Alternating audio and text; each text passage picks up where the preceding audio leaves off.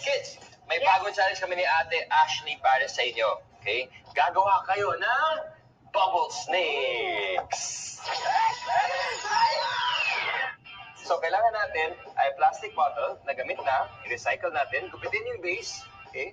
Para butas dito sa ilalim. Butas, ganyan, okay? And then, kuha na cloth or franela, takpan yung ilalim, gamitin ng rubber band. Importante, flat ang surface, okay? Flat na, okay. O, sige, sa kayo. Choose your color. Choose your color. All you have to do is dip dun sa ating liquid soap solution and then blow. Ready? 2, 3, go! Wow!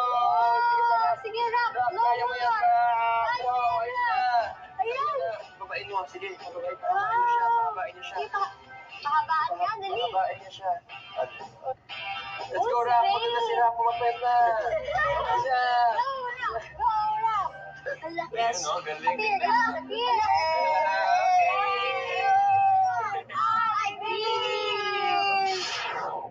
Ang soap molecules ay may isang dulo na hydrophobic o takot sa tubig at may isang dulo na hydrophilic o kumakapit sa tubig. Nang ipaghalo ang tubig at liquid soap, iniipit ng hydrophilic parts ng soap molecules ang tubig. May mabubuong manipis na layer na nakapalibot sa hangin. Yan ang bubble. At dahil patuloy ang pag-ihip ng hangin, maraming nabubuong bubbles.